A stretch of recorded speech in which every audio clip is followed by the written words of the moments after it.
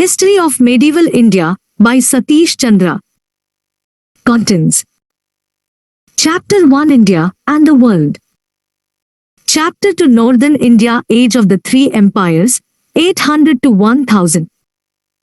Chapter 3, The Chol Empire, from 9th to the 12th century. Chapter 4, Economic and Social Life, Education and Religious Beliefs, 800 to 1200. Chapter 5, The Age of Conflict, circa 1000 to 1200. Chapter 6, The Delhi Sultanate 1, circa 1200 to 1400, the Mameluke Sultans. Chapter 7, The Delhi Sultanate 2, circa 1200 to 1400, the Khiljis and the Tughlaqs. Chapter 8, Government and Economic and Social Life under the Delhi Sultanate.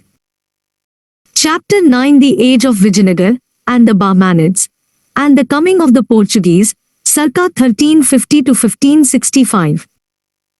Chapter 10, Struggle for Empire in North India, 1, circa 1400 to 1525. Chapter 11, Cultural Development in India, 1300 to 1500. Chapter 12, Struggle for Empire in North India, to Mughals and Afghans, 1525 to 1555. Chapter 13, Consolidation of the Mughal Empire, Age of Akbar. Chapter 14, The Deccan and South India, up to 1656. Chapter 15, India in the first half of the 17th century. Chapter 16, Economic and Social Life under the Mughals. Chapter 17, Cultural and Religious Developments. Chapter 18, Climax and Disintegration of the Mughal Empire, 1. Chapter 19, Climax and Disintegration of the Mughal Empire, 2. Chapter 20, Assessment and Review. Chapter 1. India and the World. Many important changes took place in Europe and Asia after the 8th century. These changes not only altered the relationship between Europe and Asia, but also a far-reaching effect on the thinking and pattern of living of the people. These developments had an indirect effect on India as well, since India had a large trade with the old Roman Empire. Europe. In Europe, the mighty Roman Empire had broken into two by the third quarter of the 6th century. The western part with its capital at Rome had been overwhelmed by the Slav and Germanic tribesmen coming from the side of Russia and Germany. The eastern part of the old Roman Empire had its capital at Byzantium or Constantinople. This empire, which was called the Byzantine Empire, included most of Eastern Europe as well as modern Turkey, Syria and North Africa, including Egypt. It also acted as a bridge between the Greco-Roman civilization and the Arab world. It disappeared finally in the middle of the 15th century when Constantinople fell to the Turks. For several centuries after the collapse of the Roman Empire in the West, the cities virtually disappeared in Western Europe and foreign and inland trade received a severe setback. This period in Western Europe is called the Dark Age by the historians. However, from the 10th century onwards trade, and with it, the city life began to revive. Between the 12th and the 14th century, Western Europe was again able to attain a high level of prosperity. A notable feature of the period was the growth of science and technology, growth of towns, and the establishment of universities in a number of cities, such as Padua and Milan in Italy. The universities played an important part in the growth of new learning and new ideas, which were gradually to lead to the Renaissance and the rise of a new Europe. Growth of feudalism. A new type of society and new system of government rose in Western Europe following the breakup of the Roman Empire. The new order that gradually emerged is called feudalism. This is derived from the Latin word feudum, which is translated into English as fief. In this society, the most powerful elements were the chiefs who, with their military following, dominated large tracts of land and also played an important part in government. The king was just like one of the more powerful feudal chiefs. High course of time the monarchy became stronger, and an attempt was made to limit the power of the chiefs. One method of doing so was that the king swore the chiefs to an oath of loyalty to him as his vassal, and in return, recognized the tract of land dominated by the chiefs as their fiefs. The chief, in turn, could appoint sub-chiefs as vassals and allot a tract out of their fief to them. The king could, in theory, resume the fief of a disloyal vassal, but, in practice, this was rarely done. Thus, in the feudal system, government was dominated by a landed aristocracy. The aristocracy was hereditary and tried its best not to admit outsiders to its fold. But it was never a completely closed aristocracy. This was the feudal system in its broadest outline. There are many similarities between this system and the system of government and society evolved by the Turks in Central Asia and by the Rajputs in India. As the system developed, it assumed various forms in different countries due to differences in conditions and traditions. In Europe, the feudal system is associated with two other features. First is the system of serfdom. A serf was a peasant who worked on the land, but could not change his profession, or migrate to any other area or marry without the permission of his lord or master. Associated with this was the system of the manor. The manor was the house or castle where the lord lived. In many of the European countries, large tracts of land were by the lords of these manors. A part of the land was cultivated by the lord directly, with the help of serfs, who had to divide their time between cultivating their own fields and the fields of their master. Since the land belonged, theoretically, to the lord, the serf had to pay him other dues in cash and kind. The lord of the manor also had the responsibility of maintaining law and order, dispensing justice, etc. Since there was a great deal of lawlessness in those days, even free peasants were sometimes prepared to accept the vassalage of the lord of the manor in return for protection. Some historians think that the system of serfdom and the manor system are vital parts of feudalism, and that it is wrong to speak of feudalism for societies in which these two do not exist. In India, for instance, there was no serfdom and no manor system as such. But the local landed elements, Samanthas, exercised many of the powers of the feudal lords, and the peasantry was in a dependent position to them. In other words, what mattered was not whether the peasantry was formally free, but the manner and the extent in which it could exercise its freedom. In many countries of Western Europe, the manor system and the system of labor dues by the peasants disappeared after the 14th century. The second feature associated with the feudal system in Europe is the system of military organization. The most typical symbol of the feudal system was the armored knight on horseback. Actually, the system of cavalry warfare can roughly be traced back in Europe only to the 8th century. In the Roman times, the chief wings of the army were the heavy and light infantry, armed with long spears and short swords. Horses were used to draw chariots, in which the officers rode. It is generally believed that the mode of warfare changed with the arrival of the Arabs. The Arabs had a large supply of horses, and their swift movements and mounted archers made the infantry useless. The problems of developing and maintaining the organization needed for the new mode of warfare helped in the growth of feudalism in Europe. No king could hope to maintain out of his own resources the large body of cavalry needed and to provide them with armor and equipment. Hence, the army was decentralized, assigning to the fief holders the responsibility of maintaining a fixed force of cavalry and infantry for the service of the king. Cavalry warfare became the principal mode of warfare on account of two inventions which, though much older, began to be used on a large scale during this period. The first was the Iron Stirrup. The Iron Stirrup made it possible for a heavily armored person to ride on a horse without falling off. It also made possible a cavalry charge with lances held tightly to the body, without the rider being thrown off by the shock of the impact. The earlier device was either a wooden stirrup or a piece of rope which only provided a toehold. Thus, it was not difficult for infantry to face the charge of heavy cavalry. The second invention was a new type of harness which enabled a horse to draw twice the amount of load it pulled earlier. It is believed that both these inventions came to Europe from the east, possibly from East Asia, and that they spread in India from the 10th century onwards.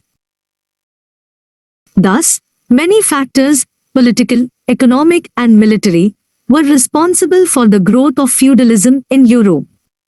Even when strong governments emerged after the 11th century, the traditions had become too strong for the king to easily reduce the power of the feudal chiefs. Apart from the system of feudalism, the pattern of life in Europe during what is called the medieval period was also shaped by the Christian Church.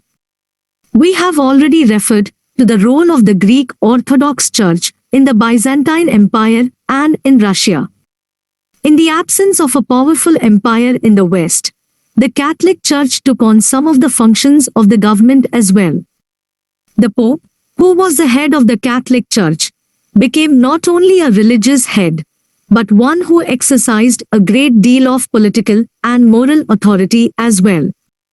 For the medieval age in Europe, as in West Asia and India, was an age of religion, and those who spoke on behalf of religion exercised a great deal of power and influence. With the help of grants of land from the princes and feudal chiefs and donations from rich merchants, many monastic orders and monasteries were set up. Some of these orders, such as that of the Franciscans, served the needy and the poor. Many monasteries gave medical help or shelter to the travelers. They also served as centers for education and learning. In this way, the Catholic Church played an important role in the cultural life of Europe. However, some of the monasteries, which became exceedingly wealthy, began to behave like feudal lords. This led to internal discord and conflict with the rulers who resented the worldly power of the Church and of the popes. We shall study in a subsequent chapter how the conflict between the Church and the state in Europe had an effect outside Europe as well. The Arab world. The rise of Islam was instrumental in uniting the warring Arab tribes into a powerful empire. The Arab Empire founded by early caliphs embraced, apart from Arabia, Syria, Iraq, Iran, Egypt, North Africa and Spain. Following internal differences and civil wars among the Arab tribes, the Abbasids came to power as caliphs at Baghdad in the middle of the 8th century.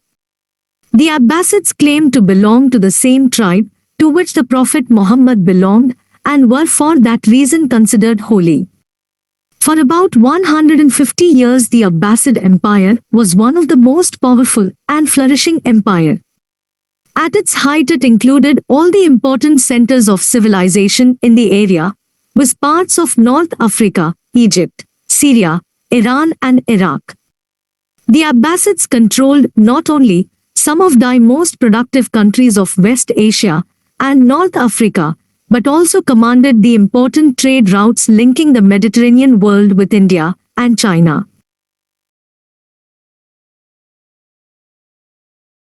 The safety and security which the Abbasids provided to these trade routes was an important factor for the wealth and prosperity of the people in the area and of the splendor and magnificence of the Abbasid court. The Arabs were keen merchants and quickly emerged as the most enterprising and wealthy merchants and seafarers in the world during the period. Numerous cities, with magnificent buildings, both private and public, arose. The standard of living and the cultural environment of the Arab towns could hardly be paralleled in any country in the world during the period. The most famous caliphs of this period were Al-Mamun and Harun al-Rashid. The splendor of their court and their palaces and of their patronage to men of science and learning became subjects of numerous stories and legends. During the early period, the Arabs displayed a remarkable capacity of assimilating the scientific knowledge and administrative skills of the ancient civilizations they had overrun. They had no hesitation in employing non-Muslims, such as Christians and Jews, and also non-Arabs, particularly the Iranians, many of whom were Zoroastrians and even Buddhists, for running the administration. Although the Abbasid caliphs were Orthodox Muslims, they opened wide the gate of learning from all quarters, as long as it did not challenge the fundamental tenets of Islam. The Caliph Al-Mamun set up a house of wisdom, Baitul Hikmat, at Baghdad for translating into Arabic the learning from various civilizations, Greek, Byzantine, Egyptian, Iranian and Indian. The example set by the caliphs was followed by individual nobles. In a short space of time, almost all the important scientific works of the various countries had become available in Arabic. We know a good deal about the impact of Greek science and philosophy on the Arabs, largely due to the work done in recent years by a devoted band of European scholars. We are also beginning to have a better idea of the impact of Chinese science and philosophy on the Arab world. Many Chinese inventions, such as the compass, paper, printing, gunpowder, and even the humble wheelbarrow traveled from China to Europe via the Arabs during this period. The famous Venetian traveler, Marco Polo, traveled to China in order to know more about it and to breach the Arab monopoly of Europe's trade with China.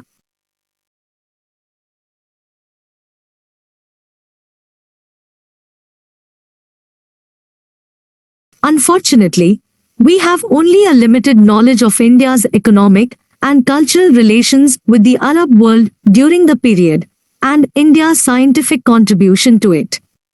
The decimal system, which is the basis of modern mathematics, and which had developed in India in the 5th century, traveled to the Arab world. During the 9th century, it was popularized in the region by the Arab mathematician Al-Khwarizmi.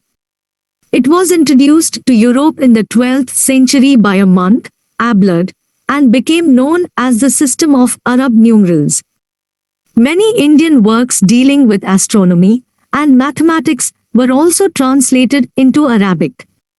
The famous work on astronomy, Surya Siddhanta, which had been revised and reformed by Aryabhat, was one of these. Works of Charak and Sushruta dealing with medicine were also translated. Indian traders and merchants continued to visit the marts of Iraq and Iran, and Indian physicians and master craftsmen were received at the Caliph's court at Baghdad.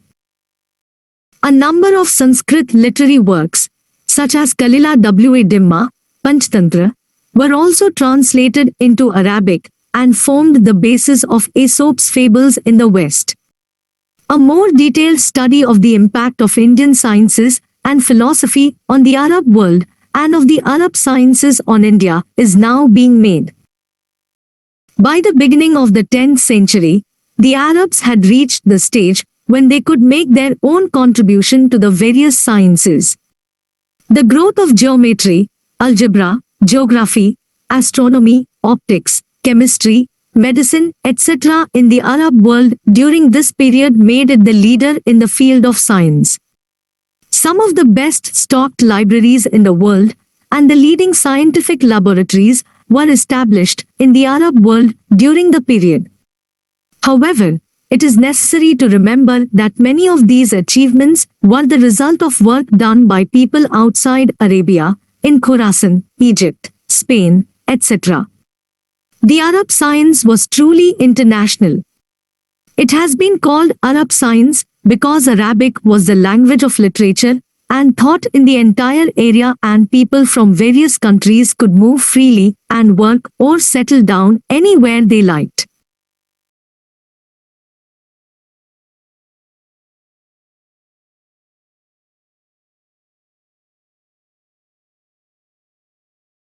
Africa.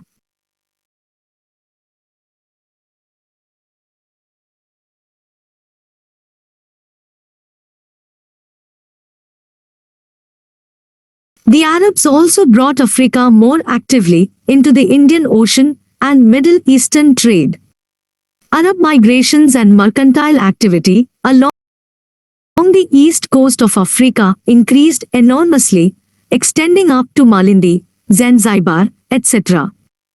The Arab trade included large-scale export of slaves to West Asia and North Africa, as also gold, ivory, etc. In Africa, there was a powerful kingdom of long-standing, Ethiopia, which had many towns. The Ethiopians were engaged in the Indian Ocean trade across Aden to India. Many of the Ethiopians, called Habshis, were Christians. They were closely allied to the Byzantine Empire in the Indian Ocean. The economic trade position of Ethiopia weakened with the decline of the Byzantine Empire following the rise of the Ottomans in the 14th century. East and Southeast Asia. China's society and culture had attained a climax in the 8th and 9th centuries under Tang rule. The Tang rulers extended their overlordship over large parts of Xinjiang in Central Asia, including Kashgar. This helped in giving a fillip to the overland trade across what is called the Silk Road. Not only silk, but fine quality porcelain and works in jade, a semi-precious stone, were exported to West Asia, Europe and India across this road. Foreign traders were welcome in China. Many of them, Arabs, Persians and Indians, came to South China across the seas and settled down in Canton.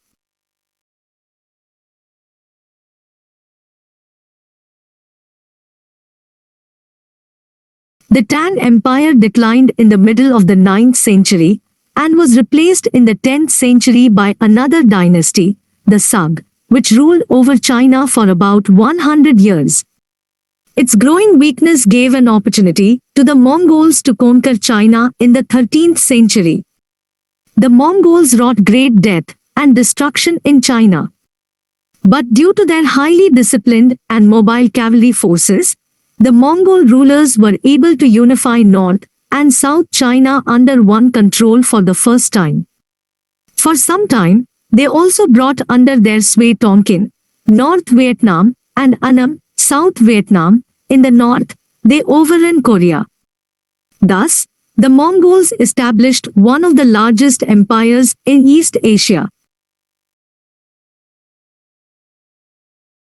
The Venetian traveler, Marco Polo, who spent some time at the court of Kublai Khan, the most famous of the Mongol rulers of China, has left a picturesque account of his court. Marco Polo returned to Italy by sea, visiting Malabar in India on the way. Thus, already different parts of the world were coming closer together, and their commercial and cultural contacts were increasing. The countries of Southeast Asia had to meet the expansionist urges of some of the Chinese rulers, China having developed a strong navy by this time. But during most of the time, the Southeast Asian states remained independent. The two most powerful kingdoms which flourished in the region during the period were the Salindr and Kambuja empires. The Salindr Dynasty, which arose in the 7th century and constituted the Sri Vijaya Empire, flourished till the 10th century. At its height, the empire included Sumatra, Java, the Malaya Peninsula, parts of Siam, modern Thailand, and even the Philippines. Since the early centuries of the Christian era, and even before, India had close trade and cultural contacts with the countries of the area. Many Chinese and Indian scholars visited Palembang, the capital of the empire, which was located in Sumatra, and which had been a Sanskrit and Buddhist center of study even earlier. The rulers built magnificent temples during the period, the most famous of them being the temple of Borobudur in East Java dedicated to the Buddha. Indian epics, such as the Ramayana and the Mahabharata, are displayed in the panels of the temple. These epics continue to provide the themes for literature, folk art, puppet plays, etc.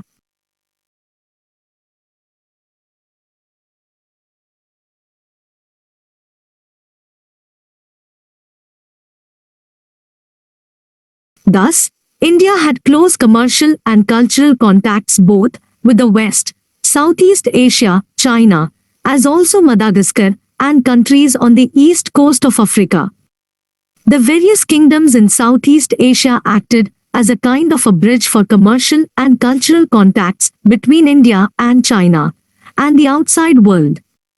Though deeply influenced by Indian civilization and culture, they were able to attain a distinctive culture of their own of a very high order. Arab traders who had been trading with South India and with the countries of Southeast Asia earlier became even more active after the establishment of the Abbasid Empire. But the Arabs did not displace the Indian traders and preachers. In the early phase, they did not make any special effort to convert the people of the area to Islam. Thus, a remarkable degree of religious freedom and tolerance, and the commingling of various cultures marked these countries, a characteristic they have retained even today. The conversion of Indonesia and Malaya to Islam took place gradually, after Islam had consolidated its position in India. Elsewhere, Buddhism continued to flourish. Commercial and cultural contacts between India and these countries were snapped only with the establishment of the Dutch rule in Indonesia, the English rule in India, Burma and Malaya, and later, the French rule in Indochina.